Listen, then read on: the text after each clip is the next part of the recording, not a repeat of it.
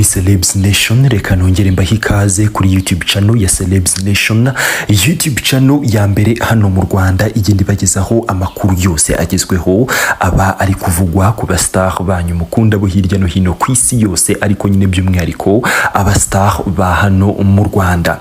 Reka nizere yuko abantu mudukurikiye muri kano kanya, reka nizere yuko abantu muri kureba iyi video muri kano kanya, reka nizere yuko kabisa mwese mwamaze gukanda aho ngaho kuri subscribe, n'abatari bakanda kuri subscribe reka nongere mbibutse gukanda subscribe kabisa, kugira ngo mutazajya mucikwa n'amakuru y'ibyamamare tugenda tubagezaho umunsi ku munsi kabisa, ubundi muzajya nyine muhora muri updated ku makuru y'abastar ba hano mu Rwanda. Hanyuma rero reka nongere nizere yuko nanone babandi mumaze igihe mudukurikira, babandi mumaze igihe kabisa mwarakanze subscribe, reka nizere yuko mwebweho ewana bikomeje nyine kuba uburyohe, reka nizere yuko kabisa mwebwe mukomeje nyine kugenda muryoherwa n'uburyo hano kuri YouTube channel ya Celebs Nation ari hahantu umunsi ku munsi kabisa mugenda musanga amakuru yose agezweho abari kuvugwa mu myidagaduro n'ibindi byinshi bigiye bitandukanye biba biri gucicikana hirya no hino ku mbuga nkoranyambaga zigiye zitandukanye, ariko nyine bya bindi biba bifite aho bihuriye n'amakuru y'imyidagaduro. Hanyuma rero twihuse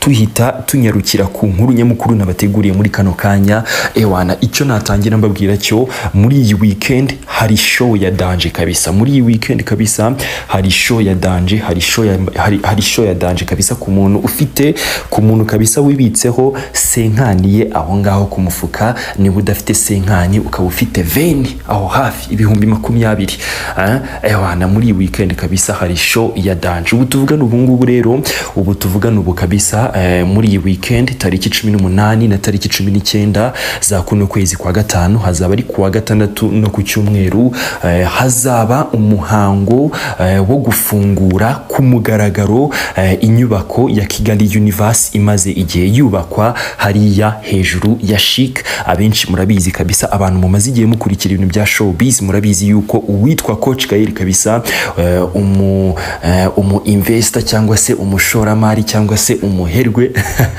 Coach Gael, abenshi muranabizi yuko akorana na ba Bruce Melody, aho afite label yitwa 155 AM. Iyo label ikaba ariyo ibarizwamo Bruce Melody, Kenny Soul, Element, n'undi mu producer witwa Compressor. Abantu musanzwe mukurikira Celebs Nation ariko nyine by'umwihariko ibintu bya showbiz, ewana murabizi kabisa, singo mwe ngene mbabwira ngo byinjiremo nyine cyane.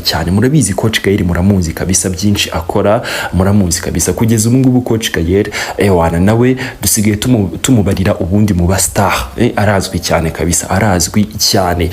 Hanyuma rero ngo bimeze gute? Murabizi yuko hari inyubako bimaze igihe bivugwa yuko Coach Gael yarari kubaka hariya hejuru ya Chic, ndetse na bamwe muri mwebwe mwagiye munayibona iyo nyubako. Abantu bagiye banyura mu mujyi mwagiye muyibona kabisa, nk'urugero uri muramanuka werekeza kuri Chic, ugiye guhita ukata ukerekeza kuri gare, mujya muyibona nyine hariya kuri Chic hejuru kabisa, yuko hari inyubako bari kubaka yo kuri ubu ngubu kabisa.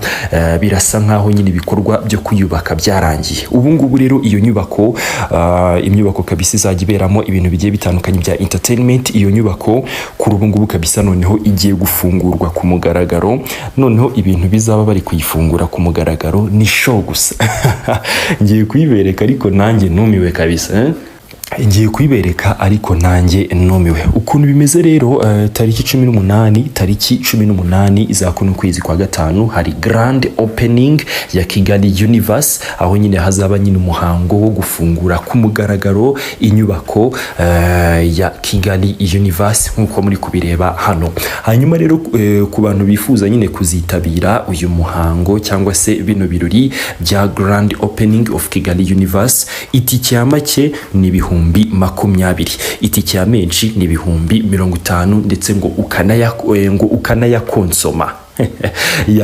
Munyarukire kuri Instagram account ya Kigali Universe kabisa, nkuko muri kubireba. Iyi ndakeka ariyo Instagram account ya Kigali Universe. Ku bantu batari buhite bayibona neza, mujye kuri Instagram account ya Coach Gael, ndakeka n'izindi information muri buzisange nyine kwa Coach Gael.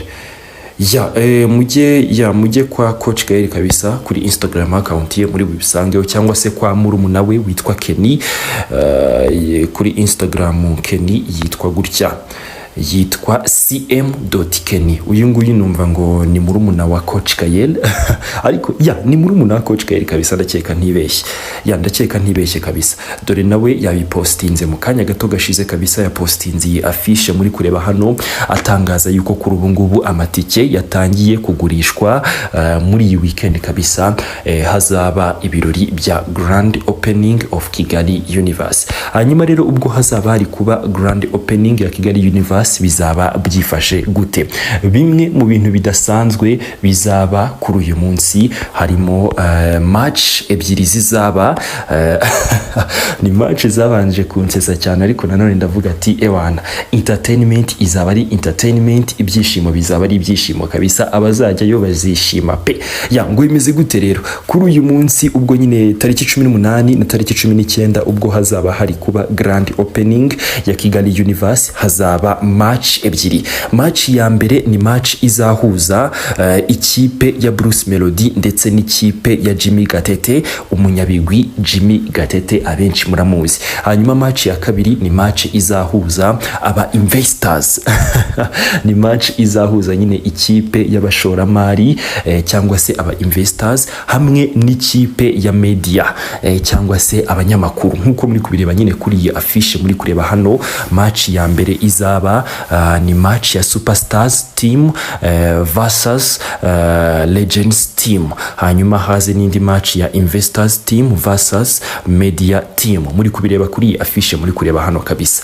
Hanyuma rero ukuntu bimeze, dore Jimmy Gatete kabisa kuri ubu ngubu ari mu Rwanda. Dore iyi video muri kureba hano ni Jimmy Gatete mu minsi yashize ari hariya muri Kigali Universe. Hano ni muri Kigali Universe, muramubona kabisa imyitozo ayigeze kure.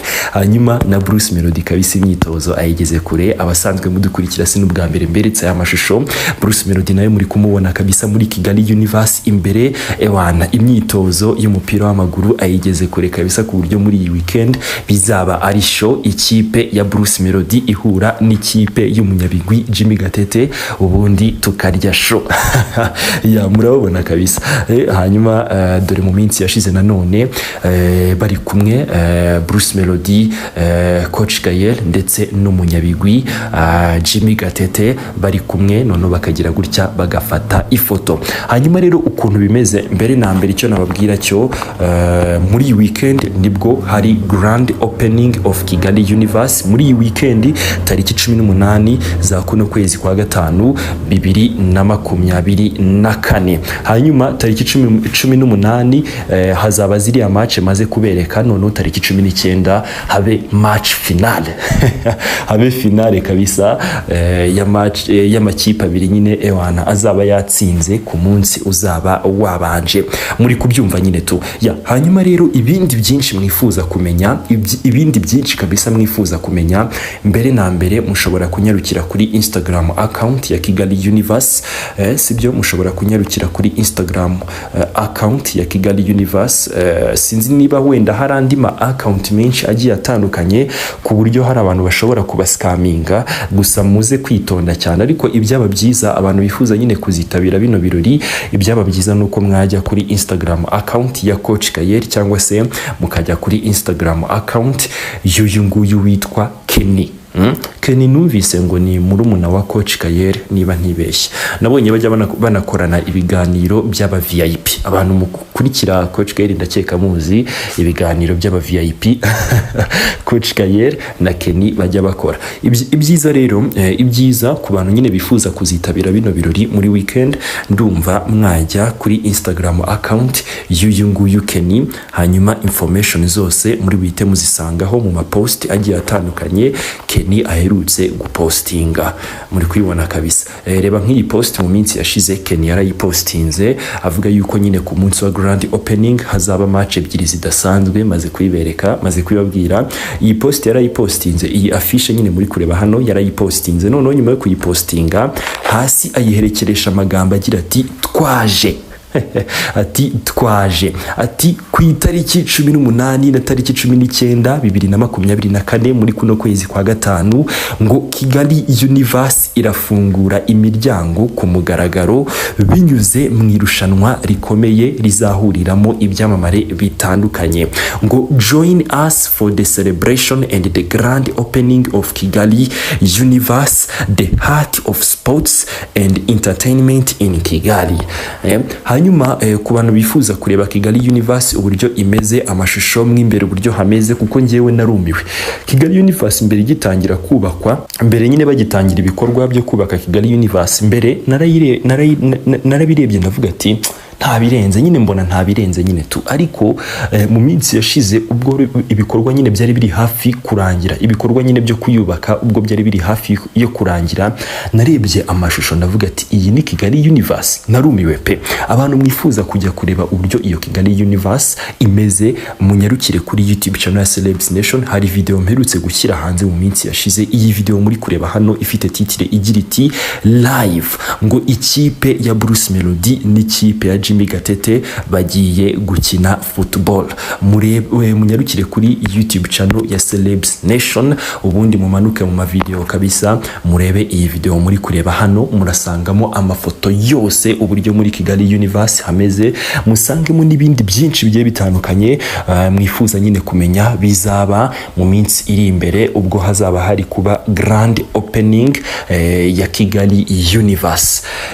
Hanyuma rero ngayo nguko ndakeka iby'ingenzi bibabwiye, ahubwo nahamukanya ndibuze kugaruka mbagezaho n'ibindi byinshi bigiye bitandukanye. Reka nizere yuko abantu bari tayari, turi buze kuza kwa turi kumwe 5 kwa 5 kabisa, mbagezaho nandi makuru agiye atandukanye abari kuvugwa kuba star banyu mukunda bo hirya no hino ku isi yose. Yari Celebs Nation, nahamukanya.